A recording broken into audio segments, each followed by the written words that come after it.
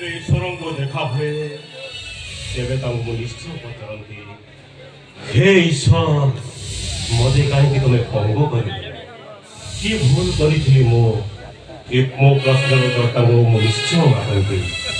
ଈଶ୍ୱରଙ୍କୁ କେବେ କଣ ଦେଖିଛନ୍ତି ନା ସେ ତାହା ପ୍ରଶ୍ନର ଉତ୍ତର ଦେଇଛନ୍ତି? ମୋତେ ଲାଗୁଛି ଯେମିତି ଅସହାୟ ଝିଅଟେ ମୁଁ ମନ୍ଦିରକୁ ପୂଜା କରିବାକୁ ଆସିଥିଲି।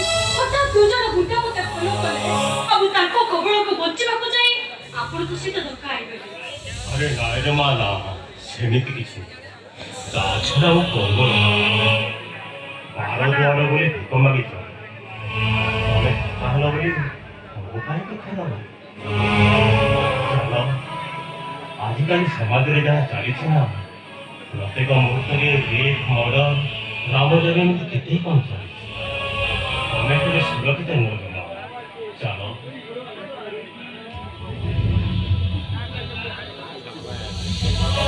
ମୁଁ ତୁମକୁ ତୁମ ଘରେ ଛାଡ଼ି ଦେଇ ଆସିବି। ଆରେ ବାଃ, ଆପଣ କଣ ଜଣେ ପଙ୍ଗୁ? ଆପଣ ମୋତେ କଣ ସୁରକ୍ଷା ଦେବେ? ଡେରି ହେଲାଣି, ମୁଁ ନିଜେ ନିଜେ ଘରକୁ ଯାଉଛି। ଆରେ ମୋ ହାତରୁ ଛାଡ଼, ମୁଁ ନିଜେ ନିଜେ ଚାଲିଯିବି।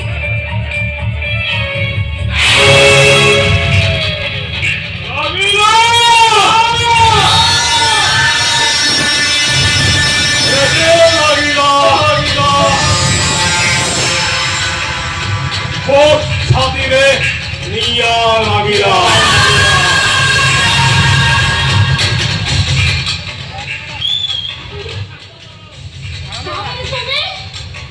ହଁ, ମୁଁ ସେଥିପାଇଁ କୁହେ,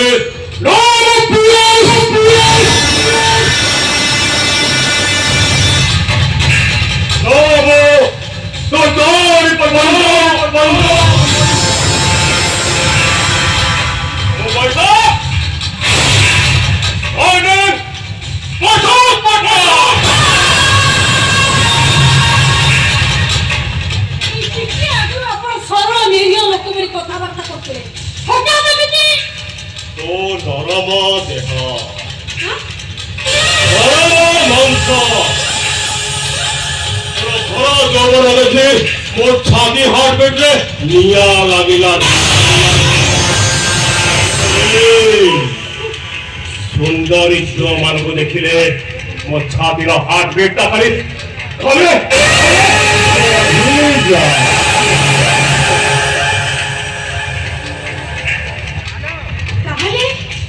ତମେ ତାହେଲେ ମିଛରେ ପଙ୍ଗୁର ଅଭିନୟ କରୁଥିଲ?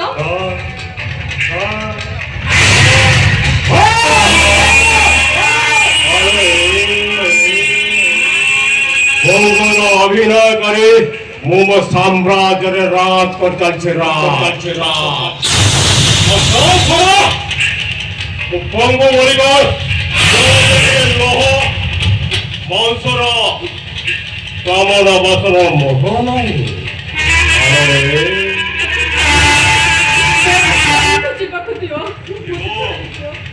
ମୋ କଥାରେ ରାଜି ହେଇଯା, ସବୁ ସମସ୍ୟାର ସମାଧାନ ହେଇଯା।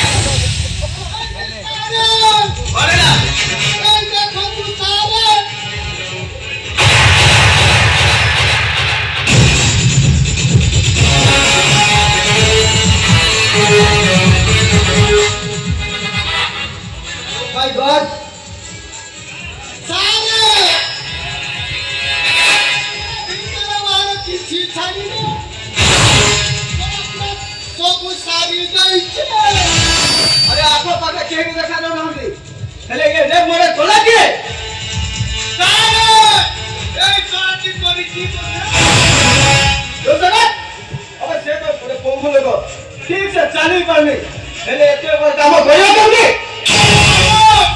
सब देखिजा सब पला किए ए बाबू मु बंगलो करिया आरो दुआर बोली भिक मागि तळे ता छडा ए सब कला दिए ओ केमती कहिलो जा था तो गोटा पोंगु पचरिला कोंटा बा कहइबो बड़ा गोल ये काना आमो एले पनी रे मोरे ए कोरी दिके आखरी दिए हम ना कहेंगे ताको खोजी बाहर का करियो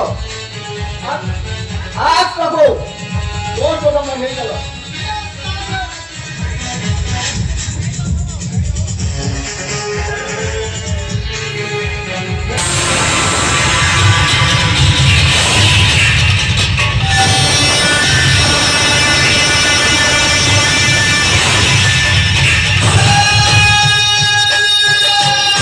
লাগিলা এবে লাগিলা মোতে করে নিয়া লাগিবা পরে খাদিরে নিয়া লাগি যাইছি আরাম ভাবা ইনভেস্টিগেশন করে গজা